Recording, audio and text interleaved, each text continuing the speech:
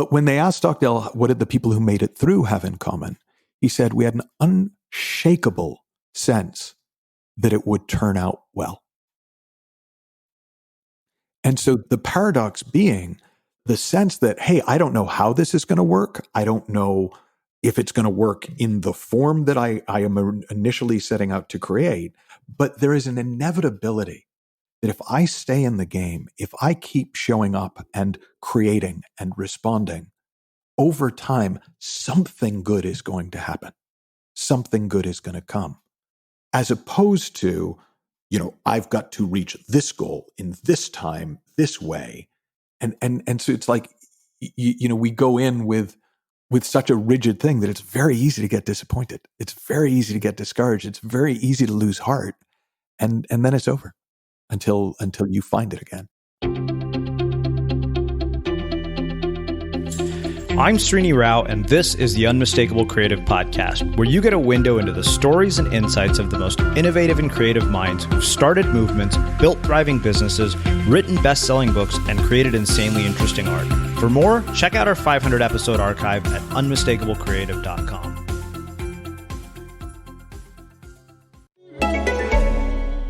This episode is brought to you by Wild Wild Tech, a fun new podcast that goes deep to find head-scratching stories about the weirder ways that tech shapes our culture.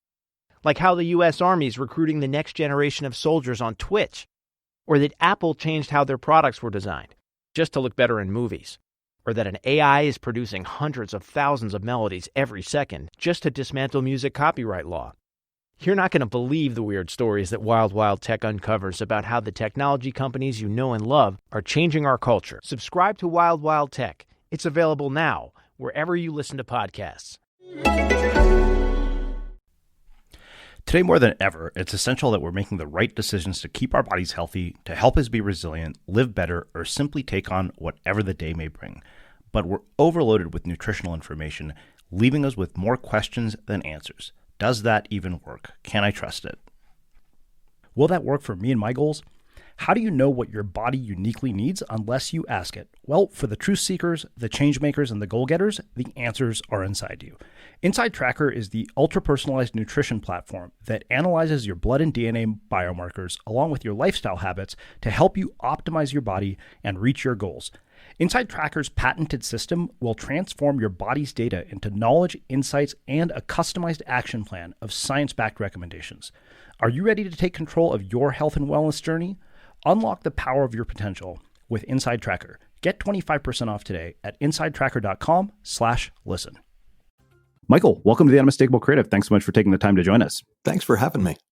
It is my pleasure to have you here. So I came across your work by way of somebody on your publicity team who told me about your book, Creating the Impossible, and this whole idea of accomplishing an impossible goal in 90 days. And, as I was saying before we hit record here, that idea of a mental model to do that just appealed to me on so many levels. But before we get into all of that, I want to start by asking you, where in the world did you grow up, and what impact did where you grew up end up having on the choices you've made with your life and your career? Well, I had the typical Massachusetts to Texas to London story, like most kids. So I grew up originally about an hour outside of Boston in a town called Shrewsbury. Went to school in Texas and then moved to London. Met my wife like 3 months after I got there and stayed for 14 years. And so I think what shaped me in a way was being in such contrasting environments, because there's just very different attitudes towards a lot of things between those three places. Yeah. Well, I mean, what did you notice in particular? I grew up in Texas as well, so I wonder, like, what sorts of culture shock did you experience from each place that you went to? Well, I think for me, when I first moved to Texas, and my family, I've still got family down there, and so even though I'm a Yankee. I'm actually a Red Sox, but we won't quibble. But it took me a while to get that there was just a different rhythm. There was a different pace which things went at, which was not problematic once I realized it. But like I felt like everything was broken there. And then I went to London, where attitudes towards things and pace of play was completely different again. And in a funny way, London was where I felt most at home. I never quite felt like I fit in Massachusetts or Texas, but when I hit London, I was like, my people. Mm-hmm. What impact did moving around so much have on your social relationships in your life? Because I can relate. Like, I'm the kid who basically grew up in Australia, Canada, Texas, and California by the time I finished high school. And, there are both negative and positives to the social impact that's had on my life. And I wonder what that's been on the relationships that you've had in your life and your friendships. Well, interestingly, I think, and I've never thought about it in terms of being to do with how I grew up, though it could well be connected. I've always had 2 or 3 extraordinarily great friends. Yeah. At a time. And most of them have been in my life for 30 plus years. So my wife and I just had our 30th anniversary last week. My best friend and I, who was best man at our wedding, have been going for a weekly, we call it the talk on the walk, for 33 years now. Started in London and has traveled with us around the world. Yeah. So it's sort of less friendships, but deeper, and a lot of acquaintances. Yeah.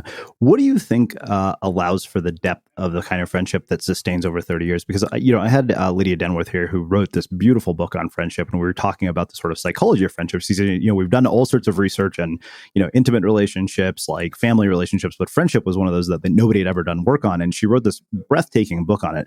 And this is something I wonder, as somebody who's moved around, who's lost touch with friends, some of my friendships have changed over time, but I think that was one thing I felt like I missed from not having been in one place for so long in my life is these sort of friendships that have lasted 30 years.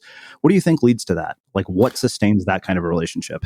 Well, I have a very unfounded, but I like it anyways, theory, which is that quantity time in some ways matters more than quality time. Mm-hmm. That there is simply something that happens when you spend enough time with another human.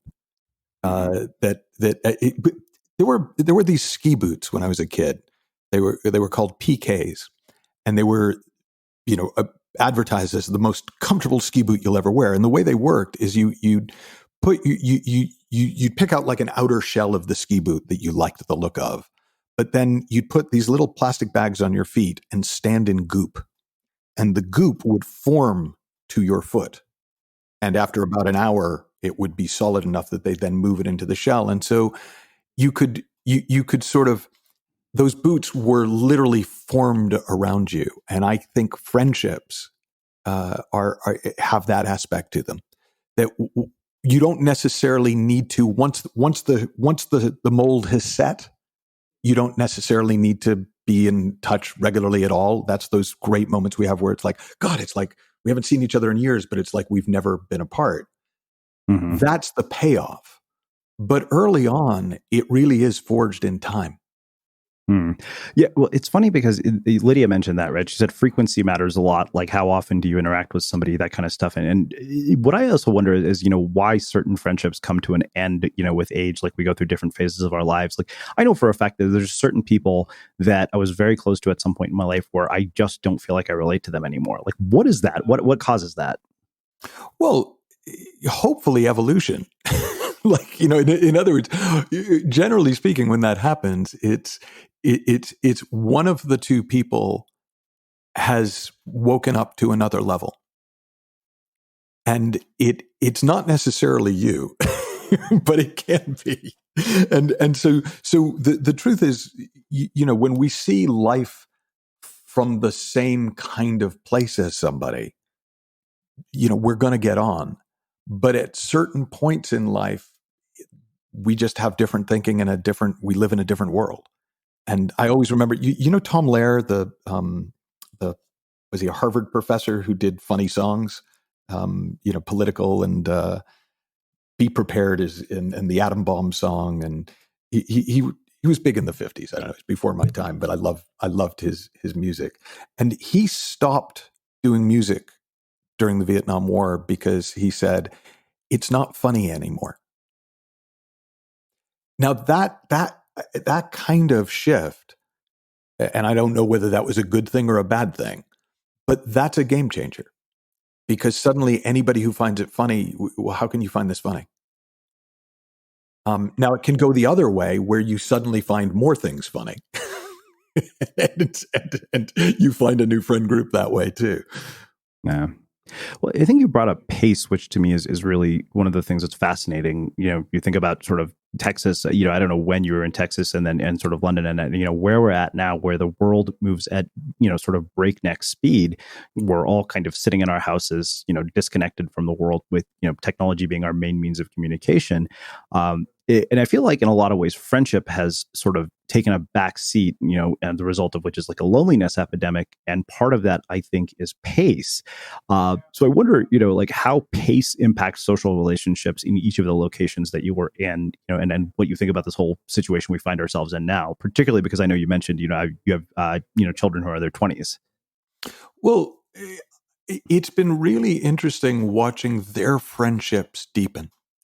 So I'm pretty convinced that a lot of the people that my son and daughter have been, my son's roommates and his social justice book club, and that they're going to have a bond that's going to last a very long time because they have nothing but time to explore together and learn together. My daughter's been on the FaceTime with one of her friends in New York who kind of moved to New York City like 2 days, got a job, and then they quarantined. So like she'd been there less than a week and everything fell apart. And they've gone from pretty good friends to my daughter actually, as of yesterday, is moving to New York and they're getting an apartment together.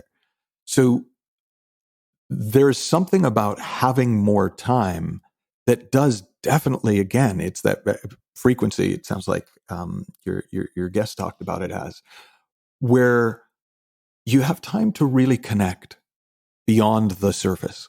Like a lot of initial, I always think of it as the difference between pop songs that you love them the first time you hear them, but the more you hear them, the less you like them. And then there are some songs where you don't really necessarily love it the first time you hear it, but the more you listen, the better it gets. Deep friendship is like the second kind of song. It's a connection that evolves beyond personal beliefs. It evolves beyond personal ideologies even. Whereas surface friendships are people who think like me. Yeah. So one other aspect I want to ask about, you mentioned that you and your wife have been married for 30 years. So, this is just out of personal curiosity. What makes something last like that? Because I think that, this is one of those things like there's just such a mystery, like particularly for somebody like me who's single, I was like, oh, okay, you've made a relationship last 30 years. Like, and obviously, I was reading this book called The Molecule of More, where they're like, people think that this sort of infatuation type love that you feel at the beginning is going to last forever, but it eventually goes to normal. So, having made it through 30 years, what is it that makes that work? I mean, interestingly, given the way we've been talking, I think friendship is a huge part of it. It's funny. Last year for our anniversary, we went to Vegas, and for some reason, because I don't think we weren't like wearing matching T-shirts, going, "It's our anniversary," but we just bumped into a lot of people who found out that it was our anniversary and wanted to know our secret. And my answer was, marry somebody you actually like. Which sounds so simple, right? Surprisingly is not the main criteria for a lot of people.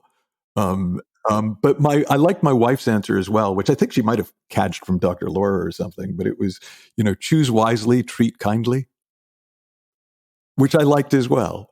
Because I think that's the thing, is it is a long-term romantic relationship is forged in a friendship.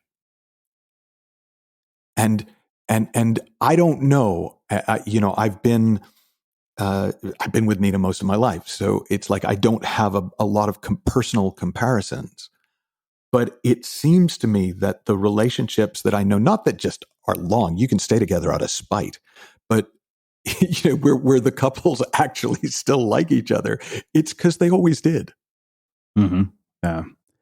Wow. So what in the world led you down the path that you're on today? Because, I think the thing that I find pretty consistently is that the trajectory of every single person I talk to they all have one thing in common, and that their path to where they're at is nonlinear. And so I wonder, what kinds of career advice did you get growing up? Like, what were you taught about making your way in the world? Well, my first memory of what I was taught was that I was supposed to be a forest ranger. Like I took one of those aptitude tests, and that was what came up as my number one job. So partly, I think what I took from that is nobody has a clue. It was really interesting for me. There was never a plan. And I guess that fits with what you've seen. So I trained as an actor, but before that, I thought I wanted to be either a lawyer or a sportscaster, because I loved arguing and I loved sports. And then I got into acting, and what I do, where I now where I write and I teach and I coach and all of that stuff really just started as a hobby. Like it was a background thing, not a career path. That at some point, I remember one year, it was like 1994, I set a goal of working 365 days as an actor, which is really hard to do, but I did it. I managed to get a couple of long running shows that overlapped, and I was working at the BBC and doing a lot of radio and stuff like that. And I got to the end of the year and realized for the first time, I miss my hobby work. Like I miss the stuff that I thought of as, well, I'll just do that to make money while I'm trying to get my career going. And so, I had these two sort of parallel careers where I was a reasonably successful actor. I had a sitcom in Wales. I'm famous in Wales, called Satellite City. And I played a New Age American guy, which, was hard for me, but I pulled it off. And teaching and I remember that this one year where I started writing comedy, and I was writing for a show called 30 Something Else that was again on the BBC. And I told my wife, "This is what I found it. This is what I'm meant to be doing," and then did not write another word for 6 years. That show finished, but then once I started in 2000, when we moved from London to LA, and I started writing again, I have not stopped since then. So it's been very much this sort of the path I thought I was supposed to be on, and then the path I was actually on. This episode is brought to you by Wild Wild Tech, a fun new podcast that goes deep to find head-scratching stories about the weirder ways that tech shapes our culture. Like how the U.S. Army is recruiting the next generation of soldiers on Twitch, or that Apple changed how their products were designed, just to look better in movies. Or that an AI is producing hundreds of thousands of melodies every second just to dismantle music copyright law. You're not going to believe the weird stories that Wild Wild Tech uncovers about how the technology companies you know and love are changing our culture. Subscribe to Wild Wild Tech. It's available now, wherever you listen to podcasts. Today's episode of The Unmistakable Creative is sponsored by Campfire Poetry, a multimedia art project focused on adapting classic poetry through the lens of contemporary art forms like animation, dance, contemporary painting, and contemporary photography. The project focuses on providing emerging young artists working in more experimental artistic fields an opportunity to create new work with their own unique perspective, experience, and creative intuition, given a space to thrive and flourish. And they have a really neat collaborative process between multiple artists in which a voiceover artist passes a poetry reading to a composer who creates a score based off the text of the poem and the voiceover artist's interpretation of that text. And then that original composition gets passed on to a visual artist who uses the text, reading, and music as the emotional canvas with which to create an animated short film, dance film, photograph, or painting series that captures the spirit of the original poem while revealing the work's hidden depths. So it's really cool to see all these different artists working together and to see what happens when creative collaboration takes place. To learn more about the project, see the works created for it already, and make a tax-deductible contribution at campfirepoetry.com. Again, see the works created for it already and make a tax-deductible contribution by visiting campfirepoetry.com. So I think that's fascinating. There are two really big things here that I want to tease apart. One was you mentioned that this thing was just a hobby. And I think that one of the beautiful things that the internet and technology has given us is this access to sort of, unlimited resources and technology and the ability to execute ideas faster than ever before.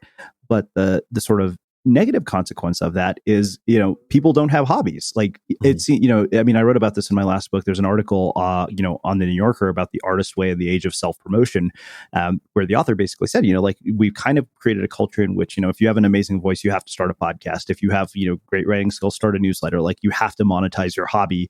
And I think that paradoxically has also created a lot of misery for a lot of people who are like, oh, I don't have a million, people doing, listening to this or whatever it is. So as a result, it's not worth doing.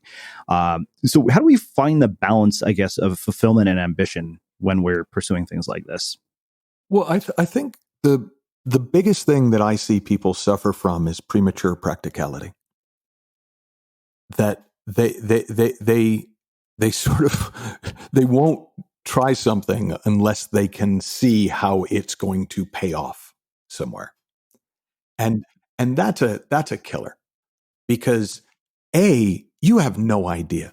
Like I had in a weird way always had this idea of a life trajectory where I kind of thought, well, I'm not going to do much in my 20s, and then in my early 30s I'm going to kind of find my way, and then 35 to 40, 38 is going to be a climb, and then 38 to 40. And I had this sort of idea, but I assumed, because it was what I was doing, that it would be as an actor.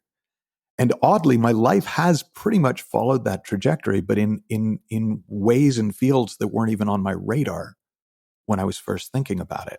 So like even the writing. So I started writing a daily newsletter in 2000, and maybe they were already called blogs. I didn't even know what a blog was then. And I had no intention of reaching anybody.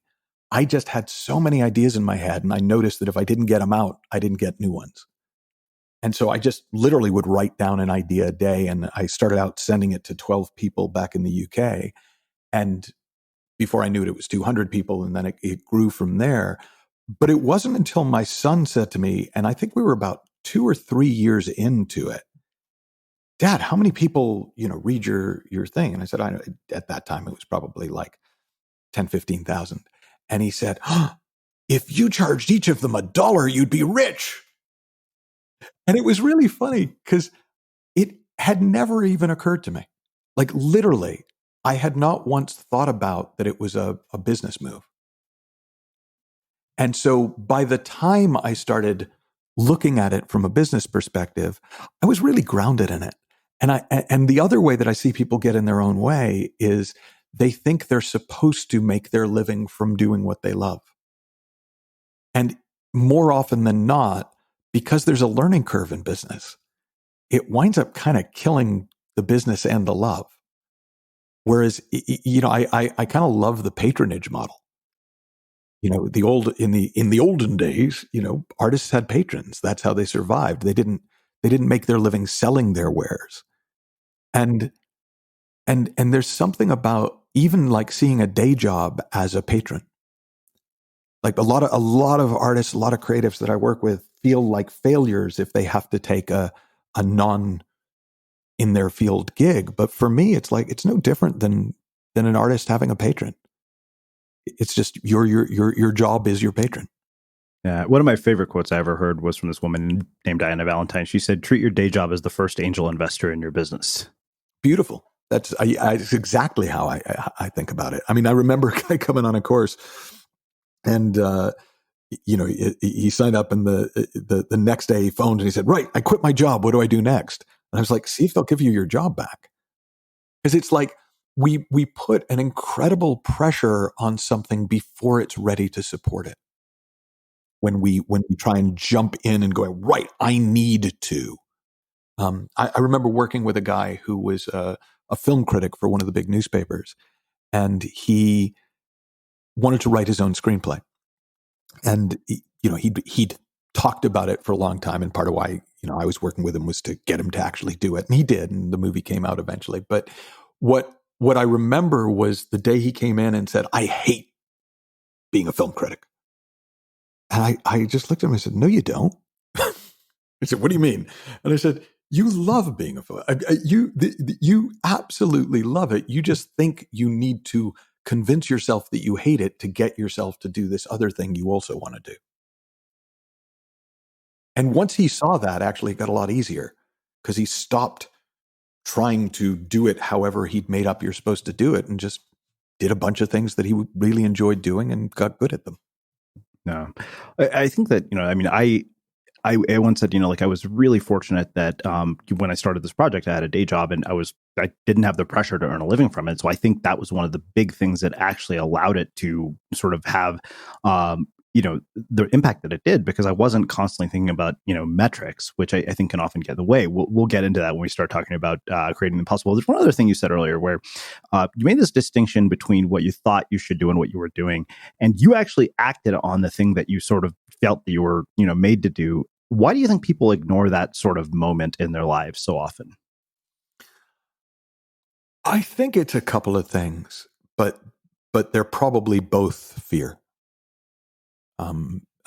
Sometimes fear masquerading as good taste and sensibility. But one is, we're so busy-minded we don't notice. Like it's the number of times I've sat down with a client and it is screamingly obvious to me within half an hour what they're meant to be doing. And they literally don't notice because their mind is constantly thinking and scheming and planning and trying to work it out. And there's no listening. It's like the voice in their head is talking all the time, but nobody's listening. And so I think that is part of it, is we drown out our inner knowing with the brass band of thinking. And then I think the other reason is good old fashioned fear. The first story I wrote, which was part of the pitch for my first book, was called A Cab Driver Named Adolf. And I'd been in Chicago performing at a comedy festival, doing sketch comedy with a troupe that I was with in LA. And we didn't bomb, but it wasn't a great night. And so I'm getting a cab back around midnight to a friend's house who lived in Chicago, and it started to snow, and I'd been living in SoCal, and I was like, oh my God, snow. I love snow. And the cab driver slammed on the brakes and just glared at me. And I was like, oh crap, what have I done? And he just started telling me his life story. And he was from Ghana. His name was Adolf. And he had come to America to create a better life for his family. And he'd been sending money home, and he'd put his kid brother and kid sister through school. And, he had a story. We wound up pulled over as snow piled outside the cab, and he did turn the meter off. But, we spent probably 2.5 hours in the cab, from like midnight till 2 a.m. And I remember asking him what his dream was. And he did this thing that I've seen so many times, where he looked off into the distance as if he was seeing something in his mind's eye, then kind of shook his head and said, I don't have a dream. And, I called him on it. And I said, no, what was that thing you were looking at in your head a minute ago? And he kind of confessed that his dream was to learn to build houses the way that they built them in America, so that he could go back to his village in Ghana and build houses. And when we talked about it, it was so implausible to him. It was so impossible to him that, almost like a defense mechanism, he shut it off. He shut himself off from it, because it would just be too painful to not do it if he let himself want to. And that's, in many ways, where creating the impossible came out of, is instead of trying to convince people that the dreams that they already have are possible, just going, well, what if it didn't matter? What if your opinion about whether it's possible or not was irrelevant to what you decided to do?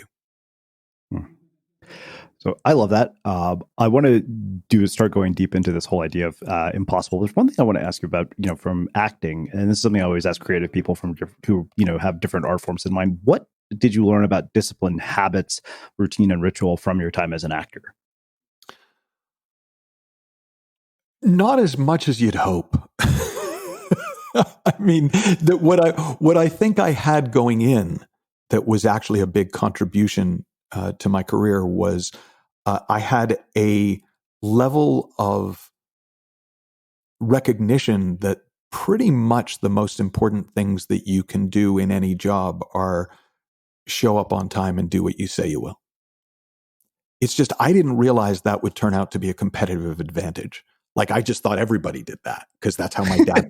So it was totally accidental. That's my dad was like that, and so I grew up like that. I don't even remember him ever telling me that. It's just, well, that's what you do. You show up when you say you're going to show up, and you do what you say you're going to do, or you fix it. And so when I came out to, I remember being kind of shocked when I came out to LA one of the first times, and this actor just was like 25 minutes late for a rehearsal, which back in London would have gotten him fired immediately. And he said, "Oh, sorry, dude, I flaked." And the director just went, "Oh, okay." And I went, "Wait, that's a legitimate excuse now?" But the thing is sometimes this idea of, oh, I have an artistic temperament just means, oh, I can't be bothered. And it doesn't matter. In fact, in some ways, the more creative the field, the more the basic disciplines of any other job are helpful. And my son actually said to me once, he's 25 now.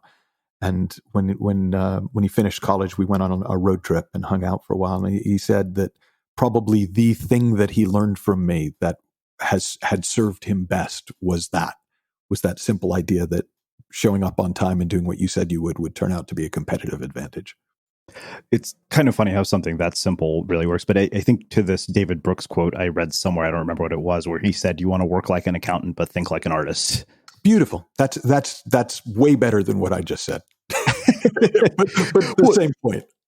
Yeah, it is interesting because it's just, I think that people have this idea of sort of, creative inspiration and these moments of stuff. And it's like, no, it's about doing really mundane, repetitive tasks on a daily basis. And they don't have to be massive, but they add up over time, which, I think makes a really perfect segue into talking about this whole idea of creating the impossible. But I think I want to start by sort of, thinking about this in terms of like right now, given what we're in the midst of, given the pandemic, people are suffering. I think for a lot of people, the last thing on their mind is, let me go try to do something impossible. Let me try to get through this mess without, losing everything. So how do you address that? Like, I mean, because I know somebody has to be thinking that. Well, the starting point for that is recognizing the difference between creating and reacting. Like we can all react. I mean, social media is great for that. But nothing really changes through reaction.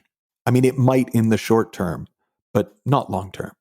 And so if you're taking on something that, one of the ways I define impossible is that you can't see how it could happen in the time frame that you've allotted. It's just like that. There's no way that that's going to happen. And the problem with reaction is there's no time for anything to develop. So creating, if you start to see that creating is a response to the world, then it doesn't seem like, well, how do I take time to create when I'm caught? It's like, no, now is the perfect time to create because normal's gone. Like, everyone's going, when's it going to get back to normal? It isn't. There'll be a new normal. But if you allow the old normal to die, what do you want to create? What kind of a world do you want to be a part of creating? What kind of a life do you want to create? What do you want to create within that life? And it doesn't matter. The beauty of creativity is it literally does not matter the circumstances because they're just the raw materials of the creation. So if I want to create the impossible, how about a world where racism doesn't exist? Like, that sounds impossible. Let's do that. It doesn't have to be it. Now, a lot of people's goals are a lot more personal or about their businesses and things like that they take on with their projects. But there's no limit to creativity. There's no edges. There's nowhere where it doesn't apply. There's nowhere where it isn't relevant. Wow. So I think that one thing I appreciate was that you also kept it pretty real in this book. You actually talk about the difference between pipe dreams and possibilities. So, I had a mentor here who one of the things he said is that one of our biggest mistakes is we set, we use sort of outliers like the Oprahs and Mark Zuckerbergs and Michael Phelps of the world as our sort of role models for success, because he said it's an inspiring story, and he said in doing that we overlook the probability of a goal and focus entirely on the possibility of it. Like you and I both know, no matter how hard you and I work, even if we say, the impossible dream, I'm going to go play basketball with LeBron James in the next NBA game, that's never going to happen. I'm a scrawny Indian person. I'm not making it to the NBA. White guy. We're out by all accounts. But, so I want to make, sort of that distinction, because I think that this is something I've thought a lot about, is that part of the danger in my mind of the sort of, personal development culture, and, I'm sure that I perpetuated, like this show is an example of bringing models of possibility, but is that we tend to often have delusional optimism about this. So I want you to expand on this idea of the difference between pipe dreams and possibilities. Well, see, I think delusional optimism is our friend. But I would distinguish it a little bit differently. I make a distinction between hope and wishful thinking. Like, I think hope is awesome. Hope is, I don't know if you ever read the Lord of the Rings books, because it doesn't come across as much in the movies as in the books, but all of the magic that the White Wizards do is hope. They give hope, and people find this strength inside them and this persistence inside them and this resilience inside them. And all of the dark magic is hopelessness, is discouragement. And I think that's very true. Once you put a form on it, on hope, it becomes wishful thinking. It becomes, it's premature practicality. So have you heard that? Well, it doesn't matter if you have. I guess I'm not just talking to you. But do you know the story of the Stockdale Paradox? So I first read it in a book called Good to Great by Jim Collins, and apparently the highest ranking U.S. military personnel who was in a prisoner of war during Vietnam was this Admiral James Stockdale. And a lot of the prisoners in the Hanoi Hilton was the movie they made about that prison. It credited him with kind of organizing everybody and helping people get through what was a horrific experience. And in this interview, he was being asked, could you tell who was going to come through okay, or even better than they went in, and who was going to get destroyed by it? And he said, yeah, we had a name for the people who weren't going to make it. We called them the optimists. And he said they would say, well, we'll be out by Christmas. And Christmas would come and Christmas would go, and they were still there. So they'd get discouraged. And then they go, well, no, we'll be out by Easter. And Easter would come and Easter would go, oh, well, we'll be out by my birthday. We'll be out by the 4th of July. We'll be out. And each time they'd get more and more discouraged until they became hopeless. And then, hopelessness is fertile soil for a lot of really crappy things. But when they asked Stockdale, what was it? What did the people who made it through have in common? He said, we had an unshakable sense that it would turn out well. And so the paradox being the sense that, hey, I don't know how this is going to work. I don't know if it's going to work in the form that I am initially setting out to create. But there is an inevitability that if I stay in the game, if I keep showing up and creating and responding, over time, something good is going to happen. Something good is going to come. As opposed to, I've got to reach this goal in this time, this way. And so it's like, we go in with such a rigid thing that it's very easy to get disappointed. It's very easy to get discouraged. It's very easy to lose heart. And then it's over until you find it again. Well, for the sake of a practical example, I'm going to be incredibly selfish here. Let's take an impossible goal and walk it through this framework. Let's say that I wanted to double the size of the number of people listening to this show, in 90 days. Now, there are a lot of things in here, and I know you write about some of these that are kind of control being one of them. So where would we start? I mean, because to me, it's like, wow, that's, I love the ambition. I love the potential of what that could lead to, but I also am like, okay, that's a pretty damn, again, if I didn't accomplish double but ended up almost near there, I would be thrilled. But where would we start with something like that? Well, generally speaking, there, it's like, okay, that's what I want to do. And then the simple fact of having called it out, the simple fact of going, okay, yep, I'm in. Let's do it. Let's double your listenership in the next 90 days. You literally are going to start having all sorts of ideas from nowhere about reach that are going to be almost random. You're going to read your emails differently, not on purpose differently, looking for, I must read my emails to find ways of growing. But different things will jump out of them. You'll start seeing opportunities where, now you just read emails. You'll have an impulse to go for a walk at a weird time, and you'll bump into somebody on the walk who knows. I mean, it is extraordinary the weird and wonderful ways that impossible projects unfold. But they start with deciding, yeah, I'm in. It really is that simple. And I'm in, even though I don't know how, even though I don't even really believe it's possible, I'm in. And the great thing is, and I think people miss this, and it's such a help for creativity, is if you can't win, there's no pressure. Like, I would probably do pretty well for me in a basketball game against LeBron James, because there's not 1 ounce of me that thinks I can beat him. So I'm going to have a blast. I'm going to try stuff. I'm going to do stupid things, because it's not like I'm going to win. Yeah. But that very creativity. There was a story I read in a book years ago. There was a book by the guys who were Bill Clinton's campaign managers back in '92. And they talked about how the big shift in the campaign was they got to the point where there was just no chance they were going to get the nomination.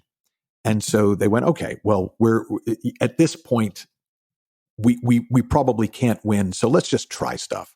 So their policy had been they would have these meetings every morning, and people would have to pitch their ideas to raise awareness and to get votes. And your idea would have to get through the gauntlet of the creative team before it would be actioned. And they just said, let's flip it on the head. Unless we can talk you out of an idea in the hour, do it. And he said it was extraordinary. He said, because a lot of the ideas were crap, but they were now doing 10 things a day instead of 1. And a few of them worked. And it turned the tide of the campaign. And it's that same dynamic is, if I don't go in thinking, okay, if I work hard enough, I can do this. See, that's why impossible is supposed to difficult. Like, if I just think it's difficult, I'm going to try and do it logically and through hard work. Yeah. But if I know it's impossible, then that's out the window. No amount of hard work is going to pull this off. So that's not an option. So I'm forced to play. I'm forced to try stuff. I'm forced to kind of go, oh, okay, that doesn't sound stupid. Let's see what happens. And it's amazing how often those, let's see what happens things turn out huge. I mean, it's funny. My first book was called You Can Have What You Want. And it became the #1 bestseller in the United Kingdom, above The Lincoln Lawyer. And I was a complete unknown. I'd been doing it for 15 years, but nobody knew who I was. I had decided I was going to do it the right way, and I spent a bunch of money on PR and media, and it didn't do anything. It didn't really move the needle. And then I had a client who called me and said, "Hey, my uncle has a radio show." And I was like, "No." And he said, "Yeah, I was talking to him about you. He'd love to have you on." And I was like, "Oh, okay, cool." And I go in, and he's a really lovely guy named Johnny Walker, and he used to host the Drive Time show in the UK. And, they only had 4 channels, so it had a big listenership, and it turned out to be his next to the last show. And he was a complete gent. he brought me a cup of tea. He chatted to me. He invited me back to his home for sort of a party afterwards for the show. He thanked me for the work I'd done. And then the red light comes on. We're on air. And he goes, "So my next guest is Michael Neill. He's another one of these shiny-toothed Americans here to tell us what we're supposed to do with our lives. Michael, why should I or any of my listeners listen to a single word you have to say?" And I just thought it was funny. Like, I was just like, oh, okay. And I just said to him, "Hey, Johnny, I'm not on a mission from God. I've learned some really cool stuff that helped me and seems to help a lot of my clients. And I could share it with your listeners, or if you're not really interested, the didgeridoo guy who was on just before me was really good." And we wound up just talking for an hour about nothing, but from that. And by the end of the week, I was the number one book in the United Kingdom. Now, I'd even started a blog called Project Bestseller, and I'd had this brilliant plan.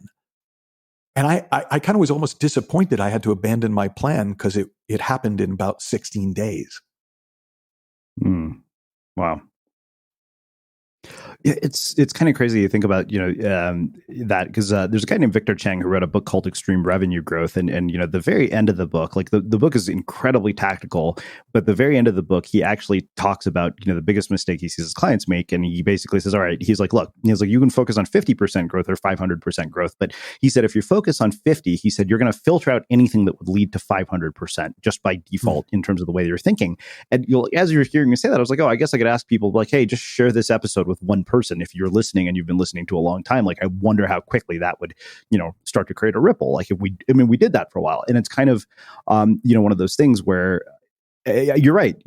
Now it's kind of like, all right, well, if this is impossible, anything is fair game. It's so free. When people get a taste of the freedom of starting from, oh, I'm going to bomb. Like, I remember doing a conference. I was invited to speak at a conference in Europe with Marianne Williamson. And I was a big Marianne Williamson fan. I'd never met her, but I loved her book, A Return to Love. And this was long before she ran for president. And everything about the setup was wrong. Like, I could tell. I got a funky vibe about it, but everything in me wanted in. And I remember being interviewed, and not unusually, they didn't use the interview for promoting the conference, where they said, "So what are you most excited about for this conference?" And I said, "Well, I have a feeling it's going to be a train wreck, but I kind of really want to be there to watch what happens when it comes off the rails." And I meant it. Like, I didn't think it was going to work, but I really was excited about seeing what happened. And there's so much creativity that comes with that freedom. So there's something interesting that I think it comes about this, right? When we're talking about setting what is an impossible goal with the freedom of like, okay, I know this is impossible, but how do you manage not to get attached? Because I think that's where you tend to get into real trouble, where you're like, oh, my favorite quote ever from an artist I admire was from this Indian composer named A.R. Rahman. And A.R. Rahman is way more famous than most people realize. Like, he sold more albums than Britney Spears and Madonna. He's this beautiful series on Netflix. Like, he's the go-to guy in Bollywood for, film scoring. Yeah. And he said, when you expect nothing, everything comes to you. How do you cultivate that willingness to detach from expectations? Well, I have found the most helpful thing, and actually thinking about it, there's two. The one I was going to say that is incredibly helpful is seeing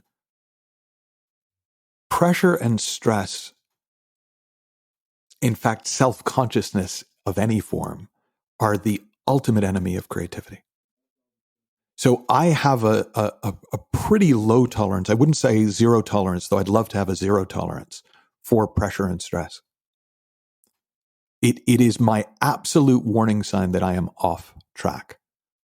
Now, what happens when you start to get attached to the outcome is you start feeling pressure and stress. But because pressure and stress, I'm not interested. I don't want to play. Then I'm not enticed by it. It's like there are certain foods that you know are bad for you, but you love them, so you kind of are in this constant struggle with them. But if there's a food that just tastes horrible to you, it doesn't take willpower to not eat it. Mm-hmm. Pressure and stress taste horrible to me. So I have no interest in anything that creates more of them. So that's a big part of it. But I think the other thing that I have found helpful and I've seen is we are terrible at predicting the future. You know, I used to host a show on Hay House Radio for many years, like 14 years. And Hay House was known for its psychics. So Sylvia Brown and that John Holland and I got to meet a lot of these guys and they were really good. Like I didn't even know if I believed in it, but I was very impressed with them. But I noticed with interest that they didn't play the lottery. They didn't get involved in like, even though they were acknowledged world experts at predicting the future, they didn't back their predictions to that extent. And I thought, man, we all act like our predictions of the future are really good. Oh, I know how this is going to turn out, so I'm not going to bother doing it. We are terrible at predicting the future. One of my favorite moments ever on a training that I was running, I had a guest coach in named Dr. George Pransky, and he was working with this writer who had writer's block, and and and George seemed to not get what writer's block was, to the point where I almost interrupted the session to kind of explain it to him. and the writer kept saying, getting more and more frustrated that George didn't get why this was a problem. And he finally said, "But George, I've been working on the same chapter for 7 years." And we all laughed. But George just looked at him and said, "Well, what makes you think that that's about anything other than you being terrible at predicting how long something is going to take?" And I swear to God, all of us had a breakthrough.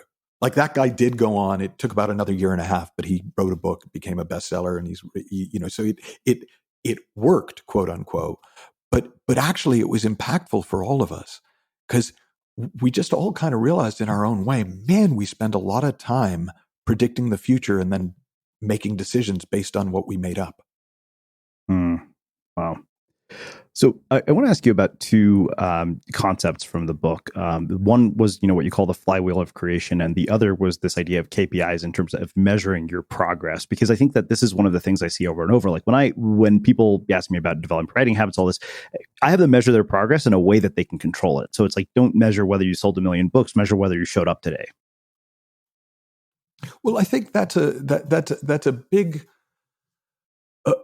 thing, is finding what your unconscious measure of progress is, which you're probably using to beat yourself up, which is, I don't have 1 million followers yet. There's usually some variation on that. I'm not making $1 million yet. I don't have a 6-figure business yet. I don't have a blank yet. And as you say, starting to see, well, what lets me know? And I think of it more in terms of on track, off track than progress. So I know I'm on track when I'm engaged. I know I'm on track when it's actually, I'm actually doing stuff. I know I'm on track when I have hope. I know I'm on track when I'm somewhat lighthearted about it.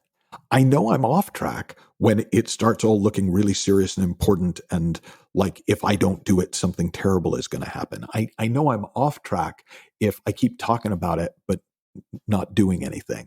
I know I'm off track if I have to keep reminding myself that I'm doing this. And so you start to kind of find your already existing markers for on track and off track, and that becomes the measure of progress. And if you get too distinct with it, then it becomes quickly an expectation. That's back to that premature practicality idea. Yeah. Wow, I love that. So one other thing that you talk about, which I felt it would be irresponsible to leave our conversation without talking about, is the value of money, which I think is highly relevant right now when people feel really stretched for it, right? You talk about the fact that money is great for buying things, but it can't buy much else. Well, when people are having trouble keeping the lights on, even food on their table, buying things is pretty damn important. So how do we deal with that? So I've got a friend. He's actually my best friend, the guy I was talking about earlier, that we've hung out for 30 plus years, and he makes his living, or had been making his living, as a photographer and an actor. And and he'd gotten into making videos and things like that more recently, music videos. And when the quarantine hit, and he's got a young family, and he freaked out because basically everything that he knew to do to make a living was clearly not going to be happening much over the next indeterminate period. And so he went through a panic, and he told me that the thing that got him out of it was he was talking to a mutual friend of ours, and they said, "Do you really think scaring the crap out of yourself before thinking about it is going to help?" Hmm. And he realized that's what he was doing. He was scaring the crap out of himself by making up a terrible future and then trying to be creative.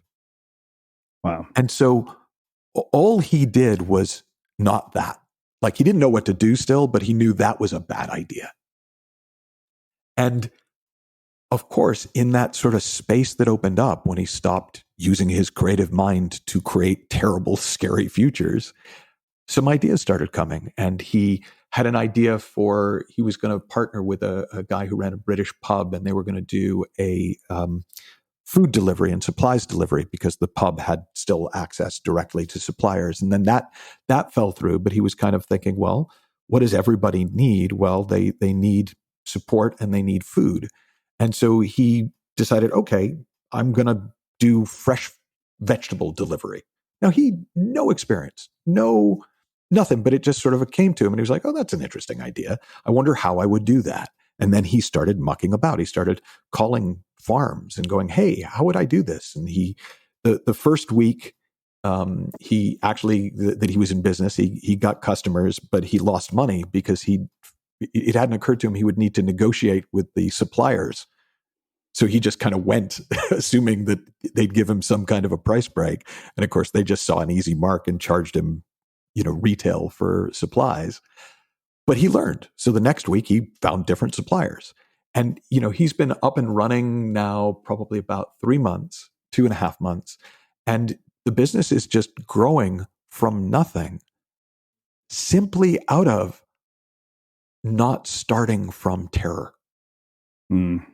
And honestly, that is probably the best advice I can give anyone, is whether it's because of money or because of your health or because of the economy, your creative potential, nothing will bury it faster than fear.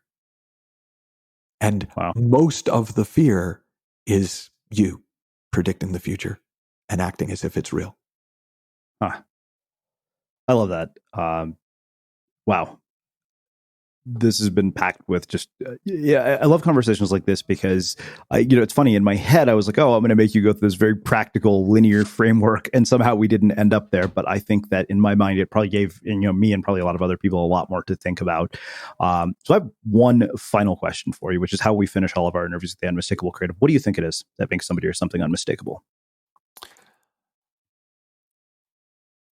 Just clear seeing. I mean, this is an odd sideways example, but I remember I was teaching in Mallorca, and this beautiful hotel, and arrived about an hour before sunset, and it had a balcony that looked out over the ocean. And I was like so excited to watch the sunset over the ocean, and I could not open the freaking door to the balcony. And I tried kept playing with the key and trying all the different locking things, and called down to the front desk, and the guy at the front desk said, well, have you tried unlocking it? Of course I've tried unlocking it and all. And finally they come up to the room, and it was a sliding door, and I had been trying to pull it and push it. Now, once I saw it, there was never a question about opening that door ever again. Right? That was never going to be an issue in my life ever again. It was unmistakable. And so what I am continually pointing people towards is, what really moves the needle is usually not what you do, it's what you see. Because what you do comes from what you see. And clear seeing, that kind of clarity and freedom of mind, that opens us up to the infinite creative potential. And we can live in this flow simply by opening up the space for it simply by seeing. Oh, that's how it works. Got it. Oh, that's how gravity works. I don't have to think about it anymore. Mhm. That's how creativity works. Anything you see that's true about creativity means that your creativity will go through the roof because it's unmistakable. It's obvious. Well, okay, I'm scaring myself. That doesn't help. Oh, I'm pressuring myself. That doesn't help. Oh, I'm thinking about this too much. That doesn't help. Yeah. Wow. Well, this has been incredible. I can't thank you enough for taking the time to join us and sharing your story and your wisdom and insights with our listeners. Where can people find out more about you, your work, and everything that you're up to? Well, michaelneill.org is my sort of playground on the web. And then my daughter's got me into Instagram, and I do a lot of stuff on Instagram at Michael Neill Catalyst. Awesome. And for everybody listening, we will wrap the show with that. Thank you for listening to this episode of the Unmistakable Creative Podcast. While you were listening, were there any moments you found fascinating, inspiring, instructive, maybe even heartwarming? Can you think of anyone, a friend or a family member who would appreciate this moment? If so, take a second and share today's episode with that one person, because good ideas and messages are meant to be shared. This episode is brought to you by Wild Wild Tech, a fun new podcast that goes deep to find head-scratching stories about the weirder ways that tech shapes our culture. Like how the U.S. Army is recruiting the next generation of soldiers on Twitch, or that Apple changed how their products were designed, just to look better in movies, or that an AI is producing hundreds of thousands of melodies every second just to dismantle music copyright law. You're not going to believe the weird stories that Wild Wild Tech uncovers about how the technology companies you know and love are changing our culture. Subscribe to Wild Wild Tech. It's available now, wherever you listen to podcasts.